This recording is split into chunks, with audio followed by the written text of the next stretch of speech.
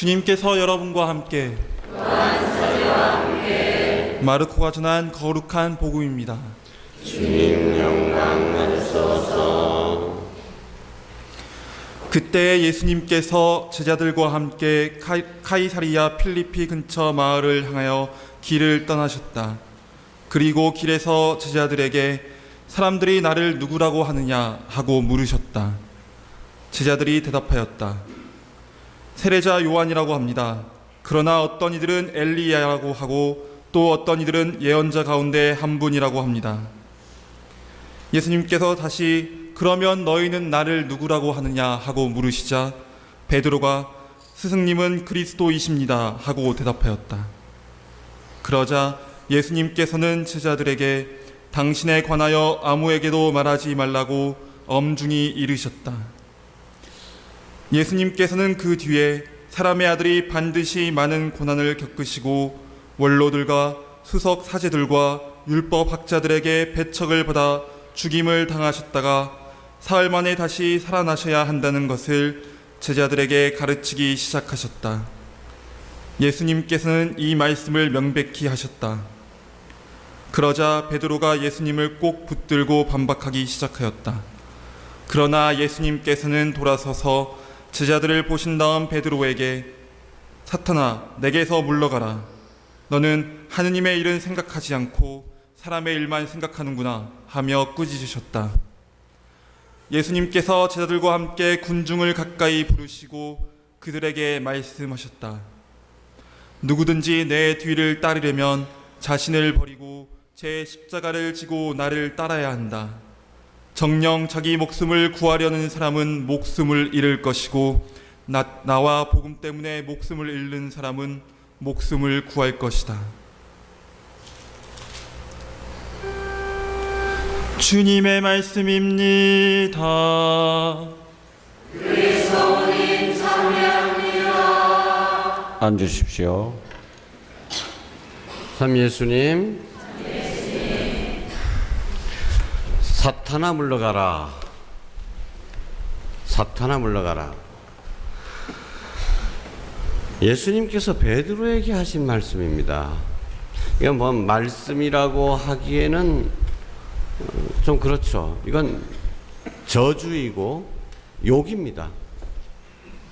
우리 식으로 얘기한다면 이 마귀 새끼야 이렇게 욕하시는 겁니다. 예수님께서 왜 시몬에게 당신의 수제자에게 이렇게 심한 말을 하시는가? 다른 장면에서 보면 바리사이파 사람이든지 이런 사람들과 논쟁하실 때 이 독사의 족속들아 하고 뭐 이렇게 말씀하시기는 합니다. 근데 당신의 사랑하는 수제자 베드로, 그것도 당장 바로 그 앞에 무슨 일이 있었습니까? 신앙 고백이 있었죠. 사람들이 나를 누구라고 하느냐? 이거 세례자 요한이라고도 하고 뭐 예레미야나 뭐 엘리야나 뭐 예언자 중에 하나라고 합니다. 너희는 나를 누구라고 하느냐? 베드로가 정답을 합니다. 당신은 그리스도이십니다. 다른 복음에 보면 이 말씀에 이어서 이 베드로의 신앙 고백에 이어서 이 신앙 고백 위에 당신 교회를 세우겠다는 말씀을 하십니다. 또 마태오 복음에 아주 칭찬도 나오죠. 시몬 베드로야, 너 어떻게 그걸 다 알았냐? 그건 네 머릿속에서 나온 게 아니다. 너에게 그걸 가르쳐 주시는 분은 하늘에 계신 내 아버지시다. 그러니 너는 복이 있다. 그거 이제부터 너는 베드로라고 이름을 바꿔라. 베드로 반석. 내가 이 반석 위에 내 교회를 세울 터인즉 죽음의 힘도 그것을 이기지 못할 것이다. 그리고 나는 너에게 하늘나라의 열쇠를 주겠다. 네가 땅에서 풀면 하늘에서도 풀릴 것이고 네가 땅에서 매면 하늘에서도 매일 것이다. 베드로에게 바로 천국의 열쇠를 주셨어요. 반석이라고 하셨습니다. 이런 신앙 고백을 한 베드로에게 주님께서도 이렇게 칭찬해 주신 베드로에게 바로 이어서 뭐라고 하십니까? 순식간에 천국에서 지옥으로 타락하는 것입니다. 이 마귀 새끼야 물러가라. 도대체 무엇이 베드로를 하늘나라의 열쇠를 받은 이 교회의 반석으로 만들었고 또 무엇이 그를 사탄으로 만들었는가? 예수님께서 베드로를 사탄이라고 부르실 만큼 이 가르침은 매우 우리 그리스도 신앙생활의 핵심 중에 핵심이라는 얘기입니다. 우리가 이것을 잘 깨달으면 우리가 교회의 반석이 될 수도 있고 제대로 알아듣지 못하면 우리도 베드로처럼 뭐가 되는 거예요? 사탄이 되고 마는 것입니다. 신앙생활 한다고 하면서 베드로처럼 예수님을 따르는다고 하면서도 사탄이 될 수 있다는 거예요. 베드로는 도대체 뭘 잘못했는가? 뭘 잘못한 겁니까, 베드로가?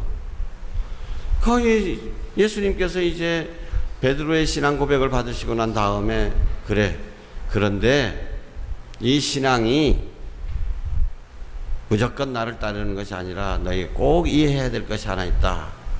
이게 뭡니까? 당신의 순환입니다. 나는 이제 예루살렘으로 가는데 예루살렘에 가게 되면 원로들에게 붙잡혀가지고 처형돼서 죽게 될 것이다. 그러나 사흘 만에 다시 살아날 것이다. 순환에 대해서 첫 번째로 제자들에게 가르쳐 주시는 것입니다. 그런데 그 말을 듣고 베드로가 어떻게 했습니까? 성질 급한 베드로인다가 그런 말씀을 들어놓으니까 가만히 있을 수가 없었던 것이죠. 예수님을 꼭 붙들고, 오늘 복음 표현이 어떻습니까? 예수님을 꼭 붙들고 반박하기 시작했다. 그냥 요청한 게 아닙니다. 사정한 게 아닙니다. 예수님 그건 뭔 소리과? 아니 그리스도께서 십자가에 못 박히다니 그게 무슨 말입니까? 예수님을 반박하고 사람들 앞에서, 제자들 앞에서 예수님을 면박하는 것이죠. 그런데 베드로가 물론 우리식으로 따지면 스승님을 자기가 제자들 앞에서 말이지 그렇게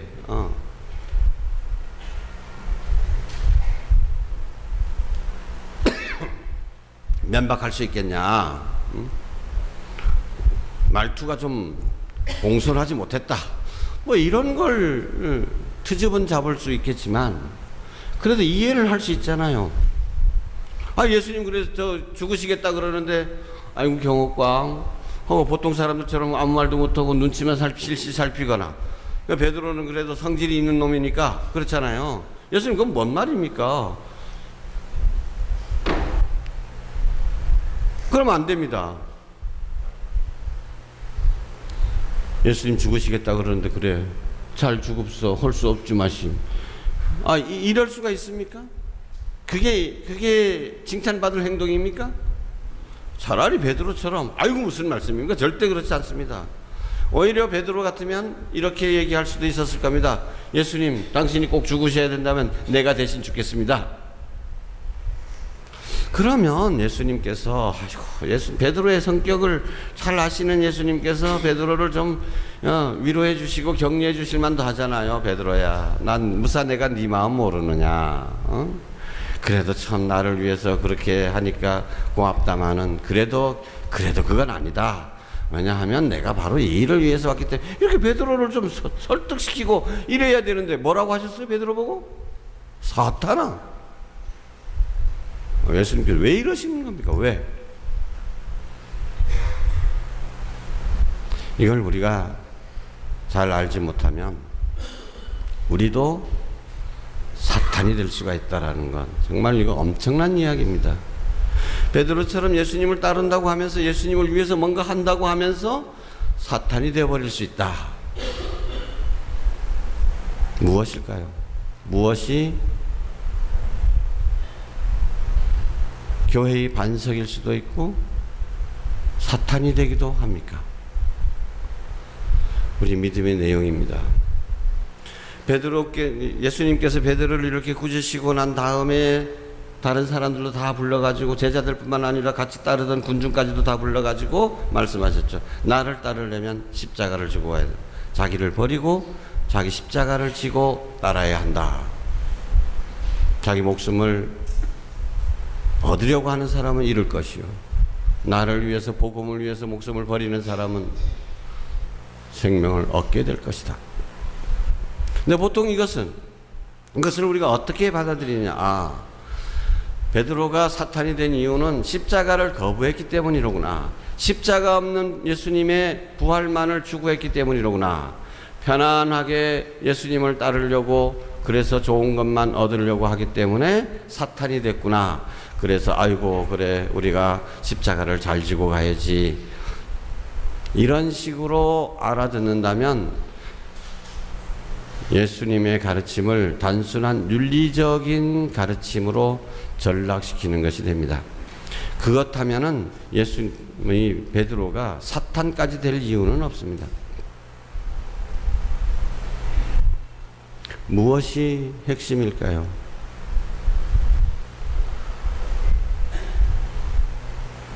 우리가 십자가를 지고 가야 된다라고 하는데, 예수님께서 십자가에 못 박이시고 죽으시겠다고 하는데 그 십자가를 어떻게 받아들이느냐는, 십자가. 우리 신자들은 보통 십자가 하면 겉으로 드러난 모습만 여기에 마음을 빼앗긴다는 것입니다. 십자가 하면 뭘 생각합니까? 아이고 저렇게 매 맞으시고 피 흘리시고 가시관 쓰시고 못 박히시고 그렇게 최고의 고통, 비극,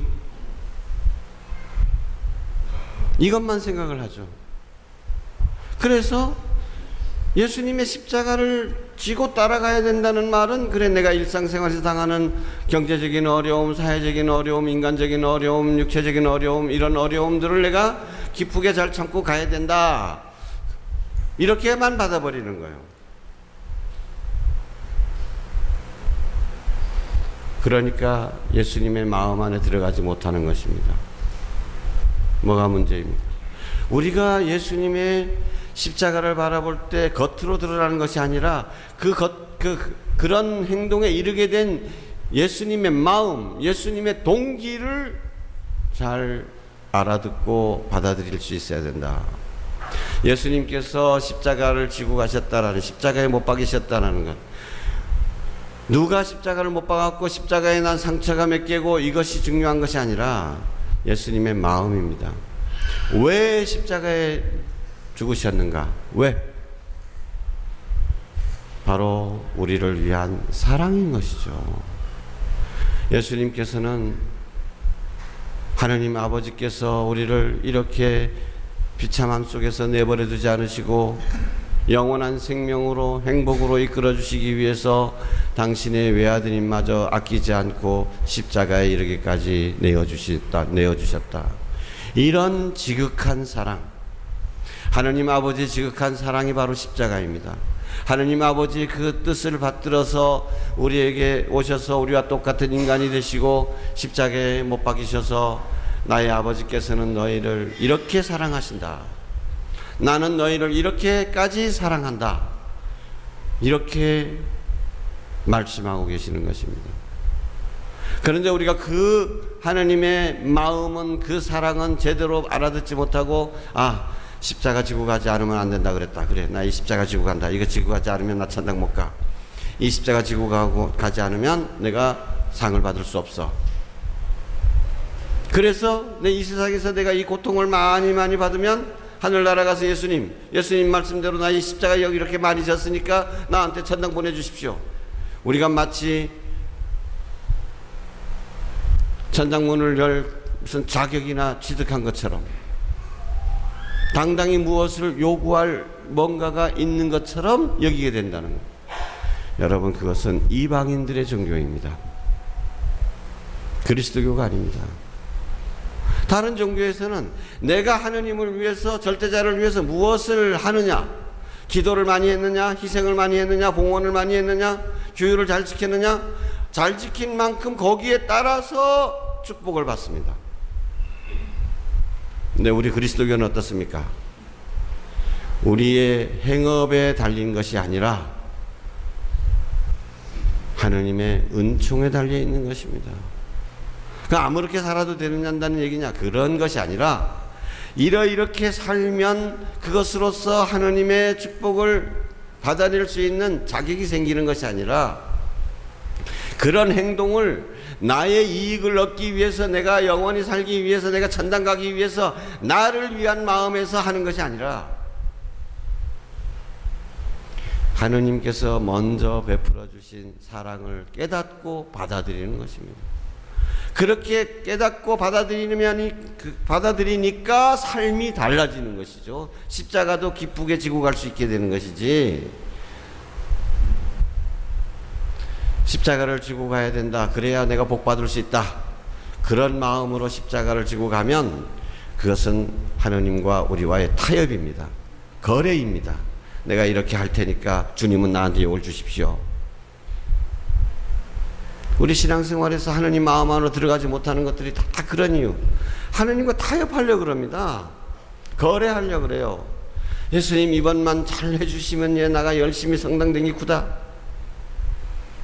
예수님 이번 기도만 꼭 들어주시면 내가 이렇게 하겠습니다. 그러니까 안 들어줬어. 그러니까 내가 할 이유가 없는 거예요. 하느님도 안 들어주는데 나가 무슨 거래. 성당 다녀봤자 별 볼 일 없는데 내가 뭐하러 성당 다니는 얘기예요. 이런 피상적인 수준. 이방인들도 다 하는 겁니다. 이방인들도 빌어가지고 복 받으면 다 빕니다. 뭐 바치려니 해가지고 뭐 바치면 몇 배 받는다라고 하면 왜 안 바치겠습니까? 그리스도교는 그런 게 아닙니다. 예수님께서 십자가에 달리신 이유, 우리가 뭘 잘했다고 예수님께서 십자가까지 매달리셨습니까? 우리가 잘해서 매달리는 게 아니죠. 우리가 뭔가 드렸기 때문에 달린 게 아니죠. 거저 베풀어 주시는 사랑이 먼저입니다. 하느님께서 나를 이렇게 먼저 사랑하시는구나. 내가 하느님을 알기도 전에 하느님은 영원부터 나를 알고 계셨고, 내가 하느님을 찾기 전에 하느님께서 나를 먼저 찾아주셨고, 내가 하느님께 나아가기 전에 그분께서 먼저 나에게 다가오셨구나. 내가 하느님 입에 오르기도 전에 하느님께서 먼저 나를 불러주시는구나. 내가 하느님을 느끼지도 못할 때 하느님께서는 나를 이렇게 사랑해 주셨구나. 십자가를 바라보면서 이 하느님의 사랑을 깨달으라는 것입니다. 그래서 그리스도교는 뭔가 먼저 행함에 있는 것이 아니라 받아들임에 있는 것입니다. 이 하느님의 사랑을 마음을 활짝 열고 받아들이는 것입니다. 아, 내가 이렇게 하느님의 사랑을 받고 있는 존재로구나. 내가 왜 하느님께서 왜 나를 이렇게까지 사랑해 주셔? 나는 하느님 사랑 받을 자격이 없어. 그것은 내가 뭔가 하느님을 위해서 해야만 사랑받을 수 있다고 생각하는 것이죠. 베드로의 가장 큰 잘못이 뭔지 아십니까? 예수님께서 십자가에 매달리셔야 되겠다고, 죽으셔야 된다고 했을 때 자기는 예수님을 위해서 뭔가 해야 된다고 본능적으로 느낀 것입니다. 아, 예수님께서 죽으시겠다는데 내가 가만히 있을 수 있나? 예수님께는 가라기를 붙잡고 말리기라도 해야지. 아니면 내가 대신 죽기라도 해야지. 비록 인간이 약하기 때문에 예수님께서 붙잡히시는 걸 보고 도망가 버리기는 했지만은 어쨌든 마음은 그게 아니었잖아요. 그 순간의 진실은 예수님을 위해서라면 정말 목숨까지 바쳐야 된다고 생각해서 앞장선 겁니다. 그런데 그게 마귀가 된 겁니다. 하느님을 위해서 뭔가 해야 된다는 것, 그것은 좋은 이야기 같지만 여러분, 하느님을 위해서 뭔가 한다? 맨날 하느님을 위해서 살라는 얘기 듣는데 아니요. 우리가 하느님을 위해서 할 수 있는 게 뭐가 있습니까? 하느님이 우리의 도움을 필요로 하는 존재입니까? 내가 하느님께 도움을 드려요? 하느님이 나의 힘이 필요합니까? 마치 하느님이 나의 도움이 필요한 존재인 것처럼 하느님을 끌어내려서 내 밑으로 만들어버리는 것. 하느님보다도 내가 더 힘이 있다고 착각하게 만드는 것. 이것이 사탄입니다. 그래, 정말 예수님께서 십자가에 못 박히신다 그럴 때 그걸 있는 그대로 받아들이는 것. 마음을 열고 그래 당신께서 나를 위해서 마련하신 이 모든 일들을 있는 그대로 받아들이는 것. 여기서부터 우리 그리스도교 신앙의 위대함이 있는 것입니다.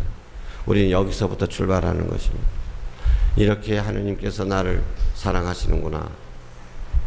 그러면 그 다음에 이걸 받아들인 사람으로서 우리 행동이, 삶이 바뀌게 되는 것이죠.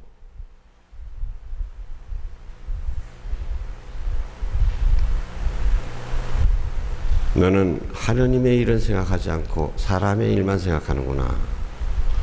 사람의 일이 무엇입니까? 예. 내가 뭔가 해야만 복을 받을 수 있다라는 생각. 이게 그래서 하는 일. 그 다 사람의 일입니다. 하느님의 일은 무엇입니까? 거저 베풀어 주시는 거죠. 이유 없이, 조건 없이 먼저 베풀어 주시는 거죠. 하느님의 일을 생각하십시오. 하느님께서 지금까지 나에게 어떻게 해주셨는가, 얼마나 무조건적인 무한한 사랑을 베풀어 주셨는지 이것을 깨우치고 이것을 몸으로 받아들이면 그것이 바로 그리스도인이 되는 것이고, 그런 사람이라면 어떤 십자가든지 기꺼이 받아들이고 지고 갈 수 있게 되는 것입니다. 아멘.